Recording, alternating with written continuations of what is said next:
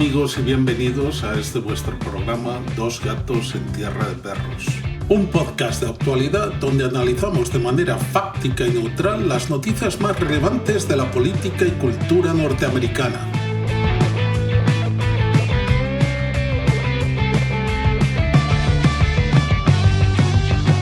Yo soy Joe Magaha. La primera enmienda de la Constitución americana garantiza, entre otras cosas, el derecho de expresión, el cual está constantemente atacado por nuestros políticos. Como dijo el gran novelista George Orwell, el lenguaje político está diseñado para hacer que las mentiras suenen verdaderas y el asesinato respetable. Yo soy Fernando Verar y esto es Dos gatos en tierra de perros. Gracias, Fernando. Hoy tenemos con nosotros un periodista, cineasta y activista que se especializa en el caso de Julian Assange, Juan Passarelli. Bienvenido, Juan. Hola, mucho gusto, muchas gracias. Encantado de tenerte aquí, Juan. Exacto, sí.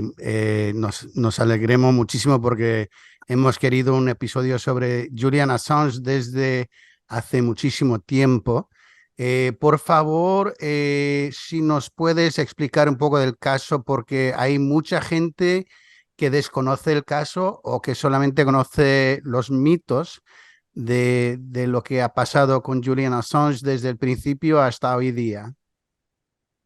Bueno, yo conocí a Julian en el otoño del 2010, cuando estaba iniciando las revelaciones sobre Afganistán, no, sobre Irak, miento. Eh, Él liberó una serie de documentos que se llaman SIG Acts, que son todos los incidentes que el ejército eh, graba. Entonces, cada vez que hay una bomba, un tiroteo o algo, los soldados narran qué es lo que pasa. Es una descripción exacta de la guerra. Era fue el más grande leak que existió del Departamento de Estado. Para mí era muy emocionante y me contrataron en ese momento para grabar atrás de cámaras. Y después de eso, pues me volví amigo de ellos y los grabé por todo el tiempo que Julian pasó hasta la embajada, por alrededor de 10 años. Eh, es importante regresar a las revelaciones y el por qué es que Julian está acá. Julian está acá porque liberó eh, secretos, crímenes de guerra. Liberó se descubrió que en Afganistán habían escuadrones de la muerte, hechos por comandos gringos. Se le nombraron alrededor de 15,000 nombres de civiles que nunca habían sido contados en la guerra de Irak. Eh, se Fue después con la liberación de los cables diplomáticos. Hubo un cable que fue esencial en el terminar la ocupación de Irak. Esto fue en el 2011, cuando Irak tenía que renovar la inmunidad que le daba a los soldados estadounidenses para ocupar el país y no ser perseguidos por ley local en el transcurso de la guerra. Hubo un cable que se mandó de la ONU, del relator especial perdón que normalmente hablo en inglés, estas cosas me cuesta un poco en español, No te aunque soy preocupes, nativo. nos pasa a nosotros todo el tiempo también. Nosotros dos vivimos en los Estados Unidos, así que nos pasamos la mayoría del tiempo hablando en inglés. A veces nos cuesta encontrar la palabra, no hay ningún problema. Bueno, pero resumo otra vez. Está el relator especial sobre ejecuciones extrajudiciales y le manda un cable al embajador en la ONU en Ginebra, relatando una masacre en donde un grupo de fuerzas multinacionales liderado por los Estados Unidos entra a una casa de un granjero. Habían 2 mujeres, 5 niños y 2 hombres. Los esposan y los ejecutan a todos, incluyendo a un niño de 5 meses. Y luego ordenan un avión para que bombardee la casa para eliminar las pruebas. Habían eh, reporteros locales que grabaron estas imágenes. Son fáciles de encontrar en YouTube todavía. Y este caso se volvió muy fuerte en Irak en ese momento. Y el gobierno decidió no renovar la inmunidad que tenían los soldados. Y eso causó que Obama regresara a las tropas para finales de 2012 o 11, no me acuerdo, pero 50,000 soldados. Se terminó la ocupación de una guerra, de una de las guerras más relevantes de nuestro tiempo, por un cable que liberó Wikileaks. Se descubrieron cantidades de torturas, los archivos sobre Guantánamo Bay, tortura que cometía la policía iraquí a conocimiento de los estadounidenses, pero que todavía aún así los estadounidenses les pasaban prisioneros a la policía y les daba impunidad para que torturaran. Hay un caso horrible de una niña de 7 años que la estaban taladrando la cabeza. Cosas realmente asquerosas. En ese tiempo eran las revelaciones más grandes, tanto para el Departamento de Estado con los warlogs de Irak y Afganistán, la revelación más grande del Departamento de Estado con los cables desde algunos que llegaban desde 1964 hasta el 2008 o 2009. Que relataban cómo, cómo el Estado, los Estados Unidos empuja su agenda alrededor del mundo. Se descubrieron cosas increíbles como que Clinton le pedía a su equipo en la ONU que agarraran los biométricos de las personas como Ban Ki-moon y otros líderes de la ONU, que agarraran sus huellas dactilares de vasos, su ADN, cosas increíbles. También se reveló que los Estados Unidos espiaba a Angela Merkel aquí en Alemania, en donde me encuentro yo. Fue una explosión de periodismo que nunca se había visto antes. Todo había sido posible por una pequeña website que ofrecía a través de encripción el anonimato de las fuentes. Es todavía, hay 2 estadísticas que me encantan de Wikileaks, 3. La primera es que ha liberado más secretos en su existencia de 16, 18 años que todos los medios del occidente juntos. La segunda, nunca reveló a ninguna fuente. Y la tercera, tienen 100% de accuracy, Sí, sí. de ¿Certeza? 100% Sí.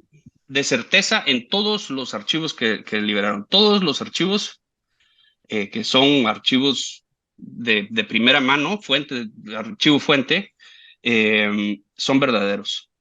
Eso es algo increíble que todavía, o sea, todos los medios se equivocan, todos los medios mienten a propósito o sin querer a veces. Yo creo que más a propósito que sin querer, eh, pero no hay ningún medio por el tipo de periodismo que hacen, que es contar sobre los documentos fuente en vez de dar los documentos fuente, que sea perfecto como lo es Wikileaks. ¿Y Esto se sigue volvió, vigente ¿Wikileaks sigue vigente Sigue o...? vigente, eh, cualquier persona se puede meter a la página, cliquear en Submit, y se tiene que meter con un browser especial que se llama Tor para meterse en lo que le llaman el dark web de una manera un poco simplista. Se mete a una red que está encriptada y anónima, y ahí hay ciertos procedimientos que Wikileaks pide que por favor las fuentes sigan para poder protegerlas. Bueno, Eh, Juan, ajá, perdón. o sea, yo, para decir un poquito, informar un poquito más a la gente, de la forma en que funcionaba Wikileaks es que tenía una especie de buzón donde tú podías descargar archivos denunciando cualquier tipo de historia, y estos archivos eran encriptados y eran guardados en servidores que estaban por todo el mundo, y de la forma en la que funcionaba es que los gobiernos realmente no podían tener acceso a ellos. Y hablando de lo que estabas comentando, Wikileaks creo que empezó con el tema de las elecciones de Kenia, la caída del que dicen que tuvo que ver con la caída del gobierno de Túnez, desveló la potencia de los neonazis en Inglaterra en el gobierno, habló de la cienciología, descubrió un montón de documentos secretos, pero creo que aquí en Estados Unidos no le dábamos mucha importancia hasta el vídeo que tú has hablado, que creo que fue el vídeo que fue entregado por Bradley Manning, que ahora es Chelsea, se ha convertido a mujer, pero que él reveló este vídeo donde se vio que 12 personas fueron literalmente asesinadas, entre ellos dos fotógrafos de Reuters, ¿no? Said Shaman y Nair Nud Eldin, creo que se llamaba. Y bueno, entre ellos también hubo niños, etcétera.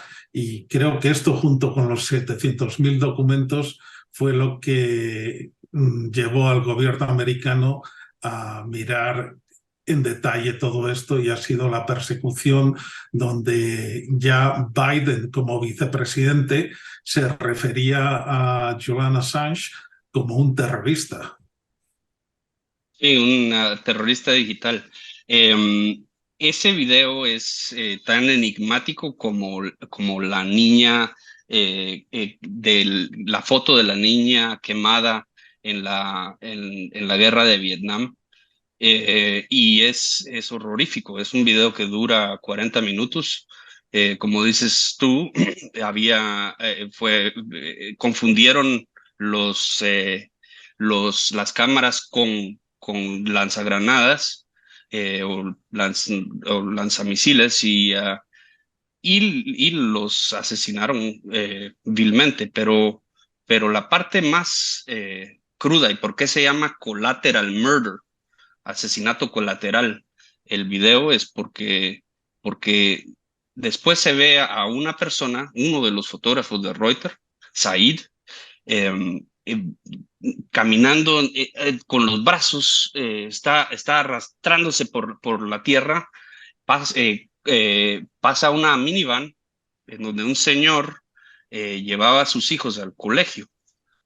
O sea, tienes que entender que esto era un área residencial de gente que estaba metida en una ciudad que estaba en guerra. Y ven a esta persona, paran y lo recogen para llevarlo a un hospital. En ese momento, los dos helicópteros piden poder abrir fuego porque se están llevando a su víctima, y abren fuego en contra de la van, y el padre logra tirarse encima de los hijos, y muere en esa bombardeo, Tremendo. y los hijos sobreviven. Los hijos fueron entrevistados eh, por Kristin Hrafnsson, que es el ahora editor en jefe de Wikileaks. Y es una historia espeluznante. Y es tan gráfica, enseña el crimen de guerra en blanco y negro, literalmente en blanco y negro, porque el video es en blanco y negro. Sí, fue algo espeluznante y que a veces habla mucho más estas imágenes que los miles de crímenes que fueron revelados en documentos.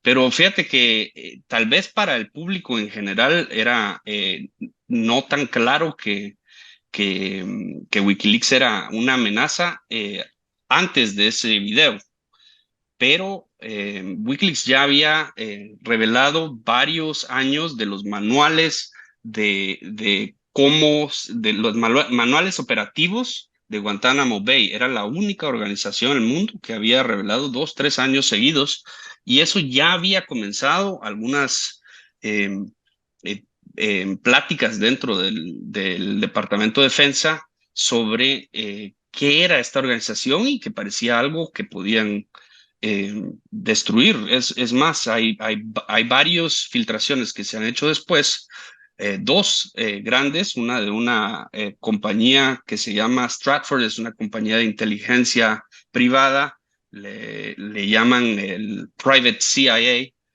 en donde se ven discusiones entre los emails que revelamos eh, que, que, que enseñan cómo podemos meter a Julian por pasarlo de país en país envuelto en problemas legales por los próximos 30 años. Hay que filtrar información falsa para que pierda eh, su credibilidad. Hay que restringir las formas en que reciben capital. Todo eso se ha visto, es como un mapa de lo que se ha visto que ha pasado. Hubo una acción concertada ilegal de parte de Visa, Mastercard, PayPal, Bank of America, Western Union, que dejaron de recibir plata para Wikileaks en concierto, cabalito cuando comienzan las filtraciones de los cables. También es interesante ver cómo comienza a armarse la propaganda maligna en contra para voltear la linterna hacia quién liberó los documentos en vez de que se estén viendo los crímenes que está cometiendo el Departamento de Defensa, y comienzan a decir Wikileaks may have blood on their hands. Wikileaks podría tener sangre en sus manos. Esa fue de las primeras entre, entrevistas de prensa que dio el Departamento de Defensa. Y rápidamente vimos en los medios que el podría se quitó.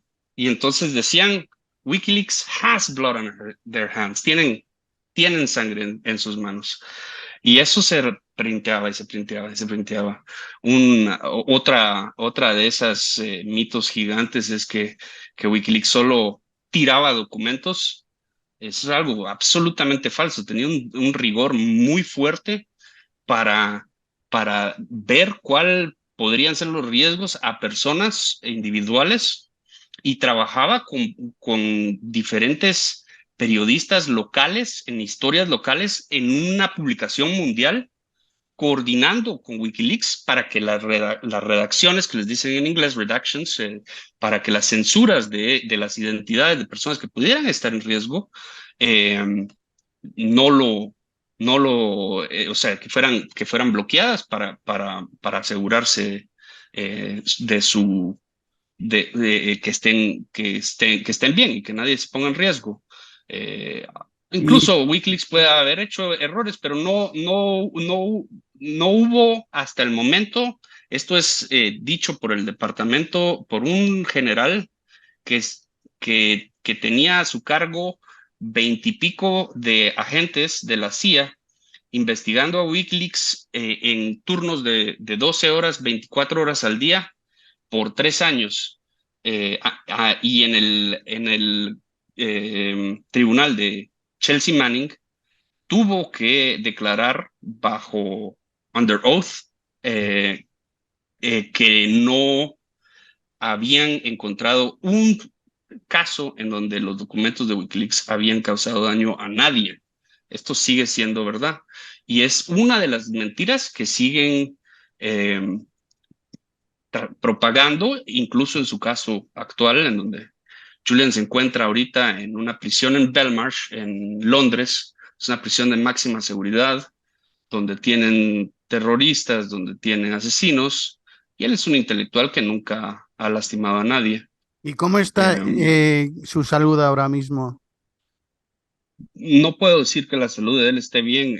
Las noticias que nos llegan de él vienen en pedacitos pequeños. No tiene mucha comunicación con gente afuera, excepto con sus abogados y con su esposa.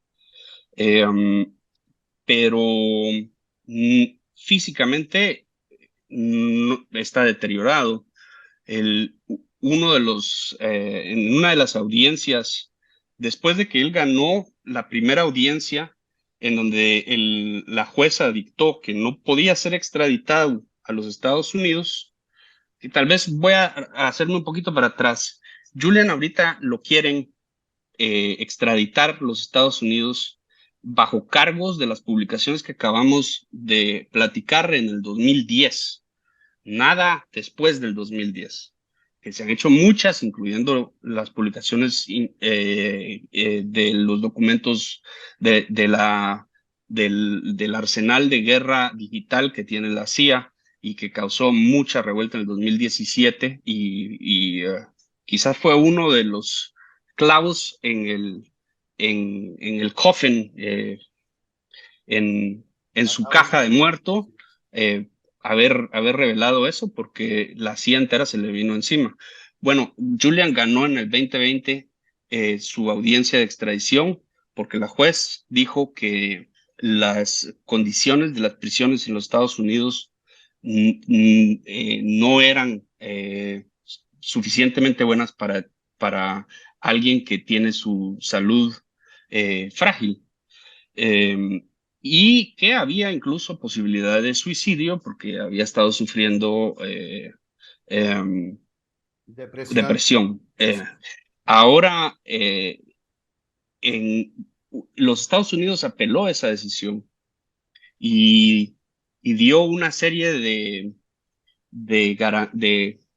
no garantías, sino que de ofrecimientos diciendo, aquí vamos a tenerlo en una prisión bonita, va a estar teniendo masajes 3 veces al día, qué sé yo.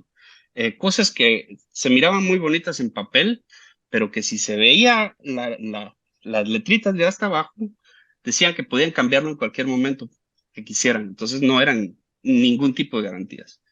Y, Y para también está. extraditarlo también, bueno, para muchos países tienen que garantizar que no van a usar la pena de muerte tampoco, ¿verdad?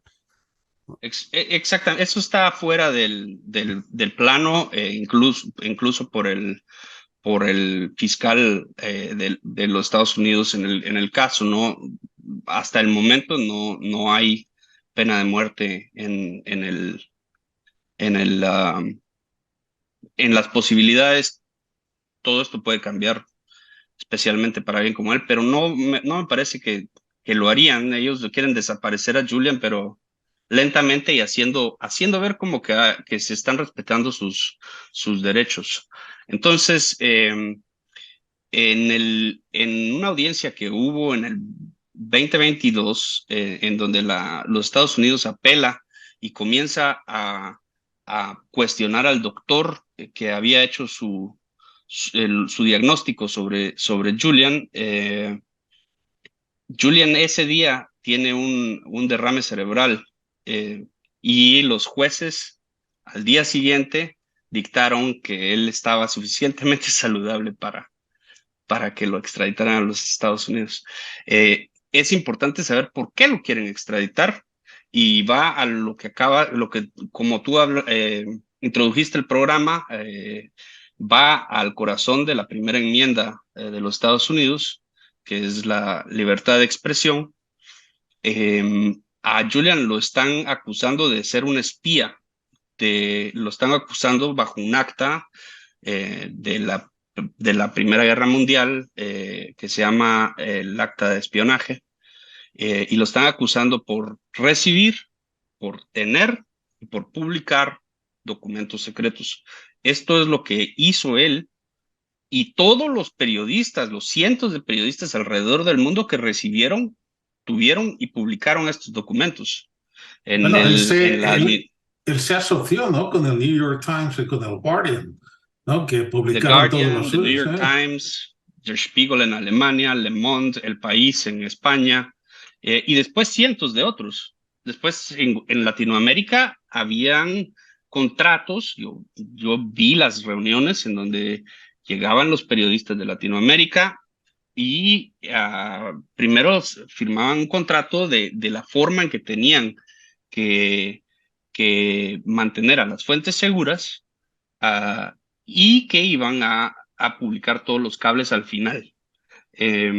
Y esto se hizo en la mayoría de Latinoamérica, en otras partes en Asia, etcétera. La idea era que todos los países del mundo tuvieran periodistas locales investigando historias locales, porque la verdad es que el New York Times y el Guardian y el Der Spiegel solo analizaron una pequeña parte, que es la parte que les interesaba a ellos, de los 230,000 cables que habían. Pero es importante, regresando a esto de por qué lo quieren arrestar, o sea, lo están acusando de ser un espía, no un periodista. Y que no tiene derecho a la primera enmienda. Y es cierto en dos aspectos. El primero, es que el acta de espionaje no tiene defensa pública, porque está siendo acusado no hay interés público, entonces no tiene forma de defenderse. Y la segunda es que el fiscal declaró en una de las actas que en efecto Julian no se le otorgará la defensa de la primera enmienda. No tiene garantías de primera enmienda, aunque lo están llevando a los Estados Unidos. ¿Y cómo pueden llevarle a los Estados Unidos si no es ciudadano estadounidense? Él es australiano, ¿no? Y además teniendo en cuenta que el primer ministro australiano, ¿cómo se llama? Anthony Albanese, ¿no?, que también ha pedido su libertad. Los australianos en este gobierno es la primera vez que se han comenzado a comportar como un país que respeta los derechos de sus ciudadanos y que busca algo. El primer ministro Albanese ha dicho enough is enough, suficiente es suficiente, algo por el estilo. Que están buscando una forma, una salida. El gobierno estadounidense no ha dicho nada al respecto. No sabemos si la presión que puede ejercer el gobierno australiano sea suficiente. Pero lo quieren, los Estados Unidos lo están buscando por 175 años en la cárcel por liberar crímenes de su propio gobierno en ciudadanos del mundo. Es algo espeluznante. Y que si se sienta ese precedente, todos los periódicos, los mayores periódicos con que Julian ha trabajado han salido a sonar la alarma de que si Julian es condenado, cualquier periodista es condenado. Todos los periodistas del mundo que trabajan en seguridad nacional, en historias que tienen que ver con los secretos gubernamentales, reciben información secreta todos los días. Nosotros leemos en los periódicos y vemos en la televisión secretos de Estado todos los días. Normalmente son secretos que el Estado quiere sacar a través de su red de personas de confianza. Algunas veces vemos algunas joyas que en donde logramos abrir la puerta de lo que hacen secretamente, como las filtraciones que se hicieron, que todavía son una de las filtraciones más importantes probablemente del siglo.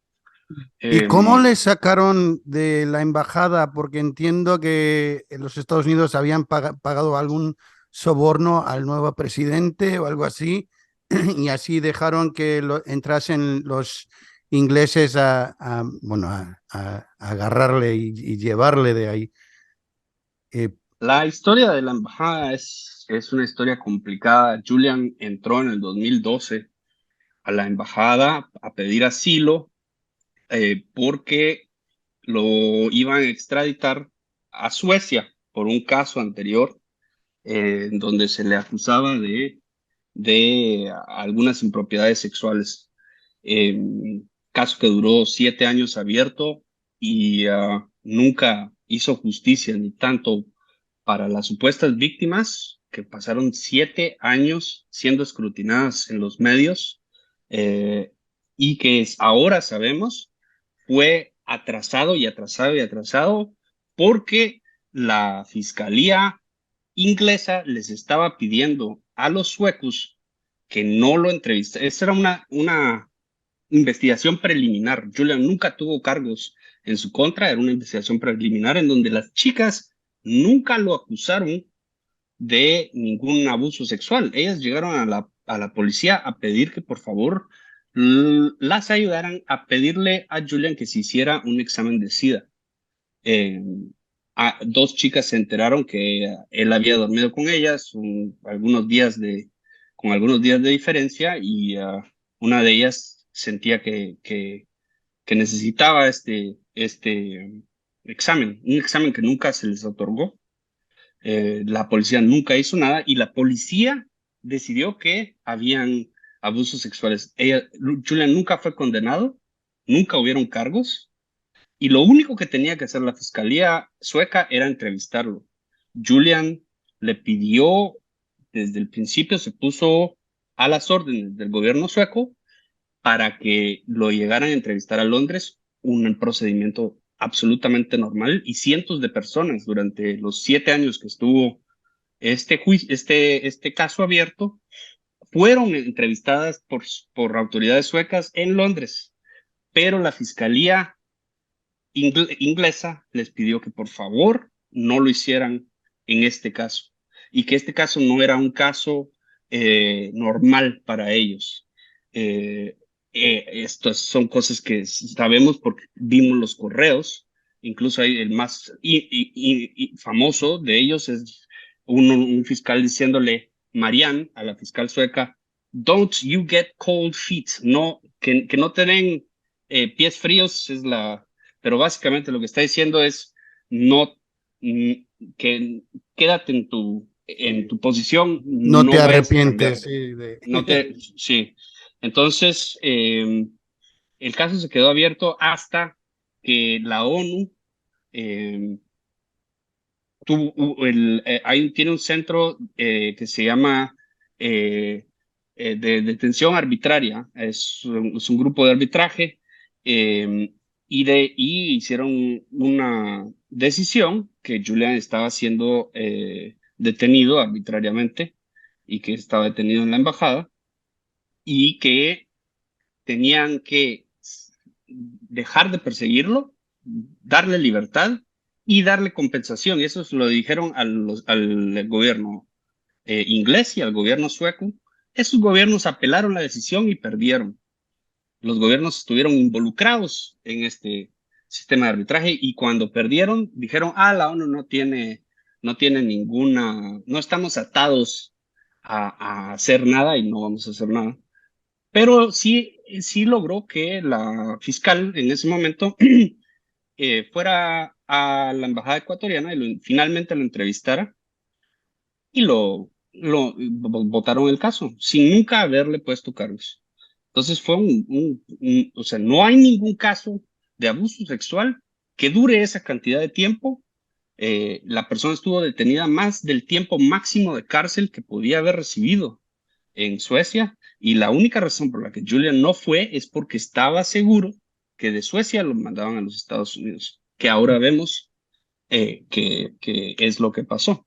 En el caso de la embajada, hubo una empresa de seguridad privada española que se llama UC Global, el dueño David Morales, Tenía un contrato para cuidar un yate, el yate más grande del mundo que se llama The World, y, y comenzó a tratar de venderse a, eh, porque tenía el contrato de la embajada. La razón por la que tenían el contrato de la embajada es porque se les hacía más fácil al Ecuador tener una compañía europea que hacer el proceso entero de darles visados a una seguridad eh, ecuatoriana, que tienen que tener un visado especial, etcétera. En el 2016 logra David Morales ir a una convención, la convención más grande de compañías privadas de seguridad en Las Vegas, y conoce a un tipo que se llama Zohar Lahav, que era el jefe de seguridad de el dueño de Las Vegas Sands, uno de los casinos más grandes de Las Vegas, y el dueño, Sheldon Adelson, era el mayor donante a Donald Trump en ese tiempo. Hay casos anteriores en donde Las Vegas Sands se ha usado como conducto para la CIA para espiar en un caso en Macao. En el 2010 se estaban espiando a políticos y otras personas de influencia chinas. Lo estaban Sí, haciendo a claro, través de porque los casinos. los casinos tienen mucha seguridad, tienen cámaras en todas partes, así que a lo mejor hay más seguridad en los casinos de Las Vegas que en ningún otro lugar, ¿no? Y ese tío de España que estaba, él estaba grabando todo de Julian dentro de la embajada, ¿no? Exactamente. Una de las cosas principales que hizo UC Global fue instalar cámaras, más cámaras adentro de la embajada que afuera. Entonces, para tal vez el gobierno ecuatoriano de Rafael Correa, tenían a la empresa ahí para protección de la embajada y protección de Julian, pero la empresa de seguridad miraba como su trabajo principal es proteger a la embajada de Julian Assange. Entonces habían cámaras por todos lados. Después de esta reunión en 2016 con Zohar Lahav, conocen a Brian Nagel, el jefe de seguridad internacional, un ex servicio secreto, que había comenzado el ala digital de los servicios secretos, es decir, el ala que estaría a cargo de investigar a entidades como Wikileaks. Entonces, Sheldon Adelson le da un contrato a UC Global para proteger su megayate. No recuerdo el nombre en el momento, pero lo gracioso que hemos averiguado después es que ese yate ya tenía seguridad, y a través de unas filtraciones de una fuente que viene de la propia compañía, sabemos que Julian lo estaban espiando por todos lados, lo tenían y que esa información, más adelante nos enteramos, se estaba dando directo hacia la CIA. O sea, David Morales llegaba cada 2 semanas a recoger discos enteros de, de todas las cámaras y los metía en una maleta y se los llevaba a los Estados Unidos. a- Tenemos emails de él a sus asociados con un IP de Las Vegas Sands. Sabemos que estuvo en Washington. Sabemos que estuvo también en Virginia y en Miami, en donde aparentemente tenía una de sus handlers, una de las personas que maneja que maneja de la CIA a este tipo de personas. Eh, entonces, y sabemos también que había un servidor que que tenía estaba dividido en 3 partes según las instrucciones que se mandaron en inglés desde Las Vegas Sands hasta a las oficinas en España de UC Global, donde esta gente no habla inglés solo porque sí. Es más, conozco a algunos y realmente tienen un inglés pésimo, eh, en donde tenían un servidor que decía, tenemos que hacer que Ecuador piense que ellos tienen el acceso a todo el servidor, pero vamos a tener nosotros como compañía un segundo acceso y les vamos a dar un tercer acceso a X, que tendrá el control de realmente todo el servidor. Y en ¿Y otros X mensajes es de la CIA? texto, ¿X es la CIA o...? X, sabemos que con toda la evidencia que tenemos es muy posiblemente la CIA. Eh, y, perdón, El hilo. perdí la narrativa. Entonces, tenemos mensajes de texto en donde miramos que él está hablando con sus empleados diciendo, eh, protejan más la seguridad de nosotros, nos están viendo los amigos americanos. Cuando él llega después de Las Vegas de regreso a su oficina, reúne a todos los empleados, dice, estamos ahora en primera división, nos vamos a ir al lado oscuro. Esas fueron las palabras. Y después su ex socio de UC Global, le confirmó que estaba trabajando para la CIA. Luego, entonces, comenzó la trama de, primero la vigilancia con las cámaras. Las cámaras las cambiaron para finales del 2016 y ponen cámaras con micrófonos ocultos. Y luego comienzan a intensificar más el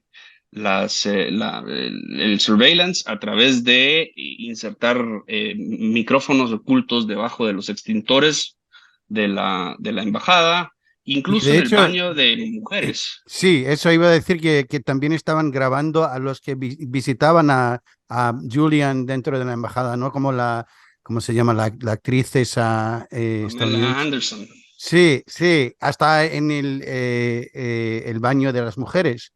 Así que eso va más allá y hay un caso, o sea que hay un pleito sobre eso, ¿no? O sea que de Julian contra la CIA ahora mismo.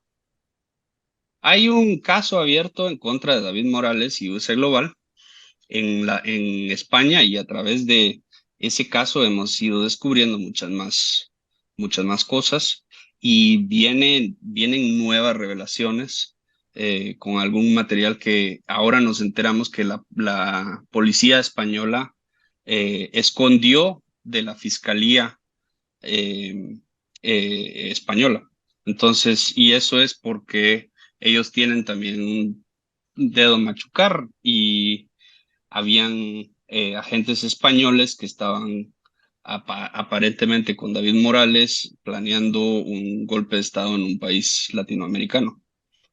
Esto pone a David Morales en un plano en donde no solo tenía un cliente en la CIA, sino que estaba haciendo varias operaciones. eh, y estamos muy claros que era la CIA porque tenía en su carpeta operaciones en Norteamérica, Suramérica, África. Entonces entra uno a la de Norteamérica, y después está CIA. Y dentro de CIA miramos un montón de videos que estaban metidos dentro de esa carpeta, audios, etcétera. También récords de lo que pasaba día a día. Se tenían, de pronto hay una orden para que instalen unas pegatinas, unas calcomanías, les decimos en Latinoamérica, en Centroamérica, eh, que realmente no eran calcomanías, era un pedazo como de cartón que se pegaban las ventanas y que tenía un dibujo que decía, aquí estamos filmando, pero, pero tenía era algo bastante macabro, porque resulta que hay un tipo de micrófono que se usa a través de láser. Es un micrófono láser en donde se apunta a la ventana y cuando uno habla, las ventanas vibran por el audio. Y estas pegatinas hacían que fuera más fácil recopilar las vibraciones de la ventana para el láser. Entonces el láser lo apuntaban.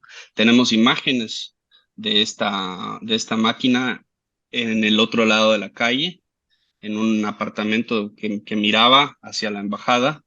Eh, es algo, es una locura. De pronto tenemos reportes en donde aparecemos todas las personas que llegábamos a ver a Julian frecuentemente con nuestro nombre, con qué hacíamos, Por cierto, una pregunta sobre eso también, porque entiendo que cuando visitaron a Julian también les quitaron los teléfonos y ellos estaban mirando todos los datos de los teléfonos también, ¿no?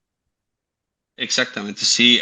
Cuando uno entraba a la embajada, lo revisaban con un aparato de estos detectores de metales, confiscaban mochilas, computadoras, teléfonos, y luego los empleados abrían los teléfonos y documentaban el número de email del teléfono. Si de pronto uno recibía un chat de WhatsApp, por ejemplo, que sale cuando la pantalla está bloqueada y se puede leer,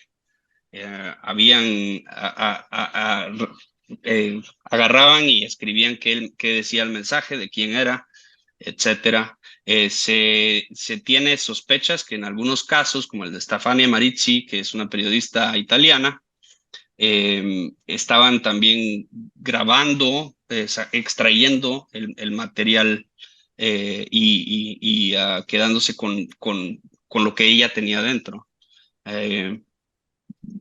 Sé que Estefania tiene una seguridad operacional excelente, entonces creo que no tuvieron mucho ahí, pero no sabemos si ese fue el único caso.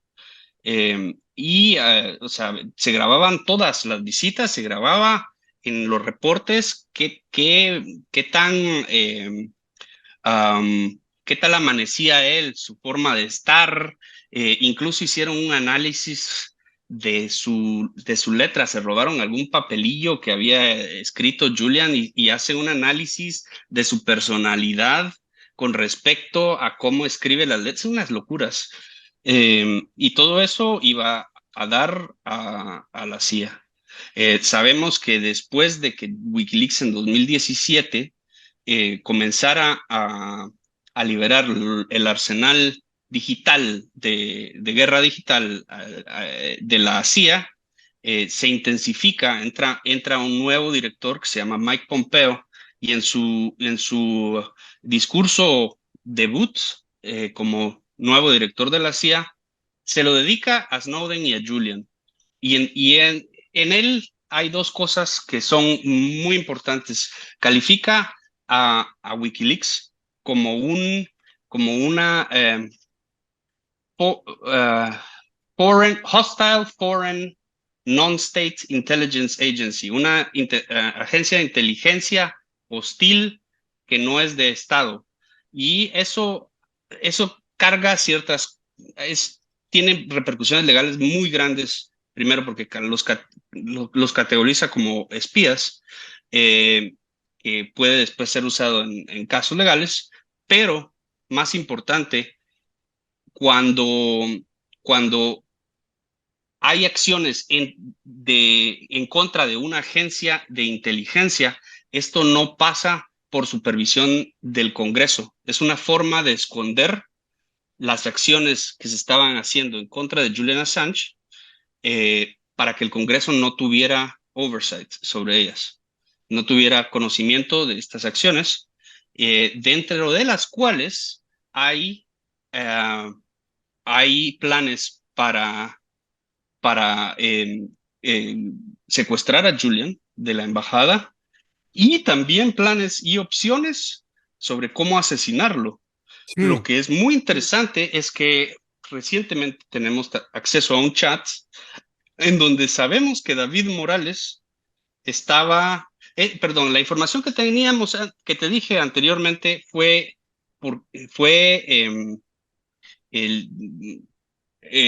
una investigación que hizo Yahoo News, en donde 30 fuentes de ex miembros de la CIA que estuvieron presentes durante esa época confirmaron estos datos, incluso el de asesinato de Julian Assange dentro de la embajada. Y sabemos que tenemos una fuente que de dentro de la empresa que nos dice, sí, se habló de envenenar a Julian o de dejar la puerta abierta de la embajada. Y tenemos chats de David Morales diciendo, podemos envenenarlo o dejar la puerta abierta. O sea, hay una gran cantidad de evidencia que lo que se estaba haciendo era coordinado de Y todas estas Hillary partes. Clinton quería eso también, ¿no? Yo creo que había alguna prueba de que Hillary había dicho, ¿por qué no le matamos? O algo así. Sí, esta fue en una conversación en donde ella estaba con varios miembros de su gabinete y obviamente está enojada de que este hombre esté lanzando sus correos electrónicos durante el proceso de la elección y menciona, can't we just drone that guy? Así como algo tan sencillo como que hacemos todos los días, que sí lo hacen todos los días. No podemos solo echarle un dron encima, pero la cuestión es que cuando hablamos sobre tanto drones que los hacen en Pakistán, que los tienen en Siria, que los tenían, que son su mayor instrumento para asesinato de una persona, a través de inteligencia de señales, en donde alguien usa el teléfono móvil, ya tienen el móvil cachado, lo usan, saben su locación y ¡plá!, le ponen una bomba. Y sabemos que Obama estaba firmando el reporte de las personas que se iban a ser asesinadas esa semana, que se llama el Secret Kill List. Pero a llegar a asesinar a un periodista en el medio del centro de Londres, en donde Una está embajada Harrods. extranjera también. Y además, siempre con los drones muere gente inocente. Bueno, él es inocente, pero muere gente que no tiene nada que ver. Muchos civiles. Parece que, según lo que he leído, como 90% de la gente que muere en drones son civiles. Por supuesto, bueno, por supuesto.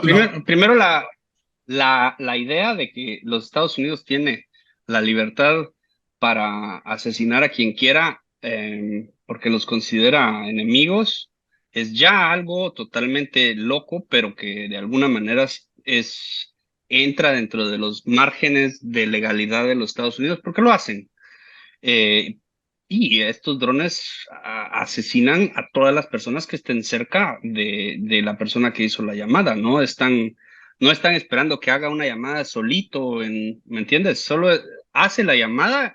E incluso hay un caso que hablé con el relator especial de la tortura, Nils Melzer, en donde ahora tienen drones en donde no hay personas piloteando el dron, son drones ya programados con inteligencia artificial, que son los que deciden a qué horas asesinar a alguien. No hay alguien diciendo, ya, ahorita. Eso es de lo último más perverso que hemos visto. Una computadora decide quién muere y quién no, a qué horas. Bueno, lo curioso que los drones fueron introducidos por el Nobel de la Paz, Barack Obama, ¿no? Y es curioso también, o irónico, que vayan contra Julian Assange, todos estos que tienen crímenes detrás en sus manos, ¿no? Y acusándole a él de que en la filtración de esta información pueda costar la vida a inocentes cuando ellos mismos han matado a un montón de inocentes. Pero yo quería aclarar simplemente a todo esto tan interesante que estás contando para la gente que no se ubica todavía, aunque lo hemos mencionado, que esto es en la Embajada de Ecuador en Inglaterra, que es donde ha pasado todo esto y donde él creo que ha estado prácticamente 8 años, ¿no? 7 años. 7 años, 7 años, y que creo que él definía en una entrevista que tuvo que es como una cárcel, ¿no? Porque decía que si no podías estar donde tú querías estar y tenías que estar recluido a un sitio por obligación, que era como una cárcel, ¿no? La embajada comenzó siendo un lugar placentero en donde finalmente, bueno, se volvió un lugar en donde personas pensantes alrededor del mundo llegaban, se compartían ideas. Era un lugar que Julian consideraba seguro durante la administración de Correa, pero el gobierno de Correa llegó a su fin y su vicepresidente Moreno eh, tomó, tomó el poder y eh, traicionó todos los valores de la revolución ciudadana que Correa había comenzado y abrió negociaciones nuevamente con el Banco FMI, abrió negociaciones con los Estados Unidos, trajo nuevamente al ejército estadounidense a hacer ejercicios de guerra en su país, algo que Correa había exitosamente logrado. Y sabemos que había hubo un préstamo que fue un total de, si no estoy mal, 6 billones de dólares que los Estados Unidos le iban a dar al Ecuador si ellos sacaban a Julian Assange. Eso fue, hay Exacto, eso es lo que iba a documentación. preguntar, un soborno básicamente, ¿no? Fue un soborno. Yo tengo un audio de uno de las conversaciones de Julian captadas en el micrófono secreto, en donde Julian dice, hay un plan para que el Ecuador me venda.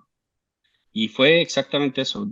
El Ecuador vendió a Julian Assange ilegalmente. Su constitución no permite quitarle la ciudadanía a un ecuatoriano. Se la quitaron y lo sacaron.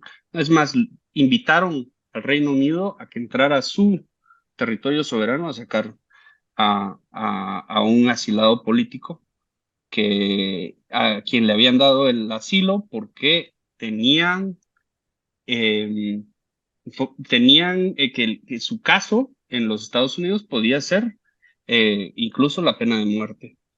Por cierto, Eh, una pregunta, ¿por qué no?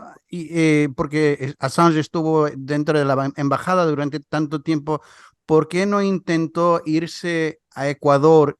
Bueno, claro, sería difícil porque estaban vigilando, ¿no? Todo el tiempo, pero esto estaría mucho más seguro en el país de Ecuador en vez de la embajada, pero el por supuesto, traslado sería la cosa complicada, ¿no? o sea, el gobierno ecuatoriano por años estuvo tratando de negociar el pasaje libre al aeropuerto para que se lo llevaran a Ecuador. El Reino Unido negoció por un tiempo, pero en el 2013 Julian eh, fue contactado por Edward Snowden en, en Hong Kong, despuesito de que liberaron las primeras revelaciones de Edward Snowden, y Snowden le pide ayuda a Julian para salir del país o para estar mejor respaldado con respecto a abogados, etcétera. Entonces, en ese momento se manda a la editora de investigaciones, Sarah Harrison, una gran amiga mía, y ella se va a Hong Kong, comienza a contactar abogados, abogados de extradición, abogados de asilo, y se dan cuenta que si Edward Snowden fuera a aplicar asilo político en Hong Kong, tendría que pelear el proceso de extradición en la cárcel mientras se decide su proceso de asilo político. Entonces resultaba una jurisdicción que no era favorable para Snowden.